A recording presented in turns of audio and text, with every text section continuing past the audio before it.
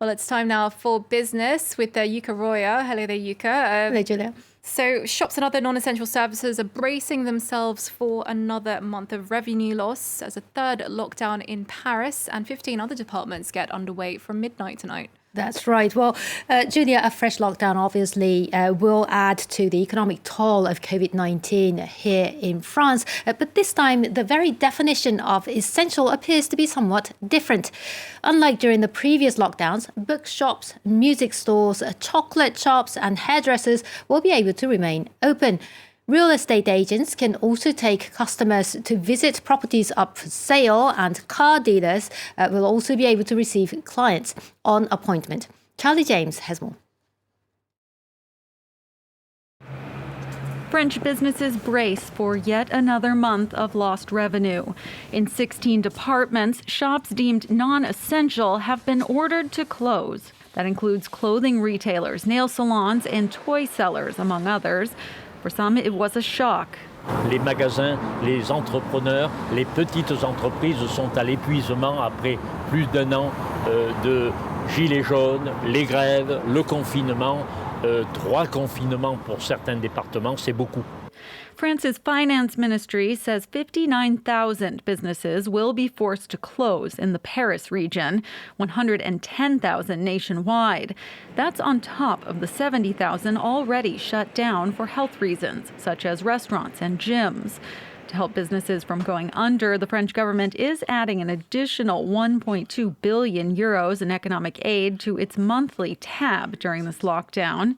And a few categories of shops have been spared. Unlike the first lockdown, hair salons, booksellers, and music stores will be allowed to operate if they follow a particular sanitary protocol. Le téléphone n'a pas arrêté de sonner ce matin pour savoir si effectivement c'était confirmé. Et oui, voilà, c'est confirmé, les salons de coiffure sont ouverts.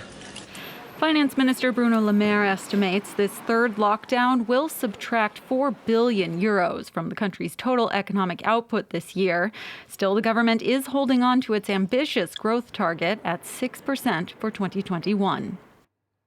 That was Charlie James reporting there. The US Federal Reserve has told American banks that capital requirements that were loosened during the pandemic will be restored at the end of the month. The easing of the regulation was introduced in the early days of the COVID crisis to help banks deal with a sudden surge in loans. There were expectations, however, that the measure would be extended beyond the initial deadline, and the Fed's decision not to do so has raised concern that some banks may become more reluctant now to lend money. With that, let's take a look at the market. And Wall Street ended the week on a mixed note. Financial shares slid following that latest announcement from the Fed. Meanwhile, technology and energy shares rose, lifting the Nasdaq up. The S&P lost ground towards the end of trading, as you can see there. Japan's Prime Minister has ordered a review of the government's use of popular messaging app Line following the revelation that a Chinese contractor had access to personal data of the app's users for years. First launched in the wake of the tsunami disaster 10 years ago, Line has become extremely popular in Japan with around 85 million active users, twice the number of Twitter users in the country. Many government agencies now use the social media platform for providing administrative services as well as for recruitment. Line says that it has already barred the Chinese firm from accessing the data of users in Japan.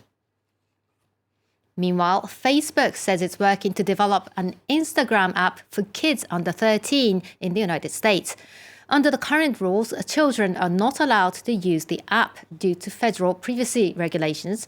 The social media giant this week announced a slew of new measures to keep teenagers safe on Instagram.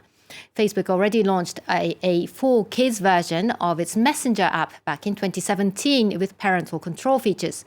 Critics say, though, that it's better to keep children off social media altogether. And finally from me, it's World Sleep Day today, a day to remind people of the importance of slumber. In China, more than 300 million people suffer from a sleep disorder, according to a recent report. And that's helping the so-called sleep economy, services offering things like sleeping pods and nap centers, see exponential growth. The report says that the market is expected to hit 52 billion euros this year and reach 150 billion euros by 2030.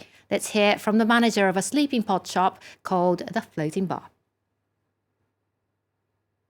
Floating is an experience similar to returning to the mother's womb, which will help shut off all your feelings from noise. People just stay with their breath. It would be nice to have one of these sleeping pods here. Definitely. Happy World Sleep Day to you, Yuka, and hopefully we Same can to you. celebrate that at some Let's point. go to bed early. Exactly.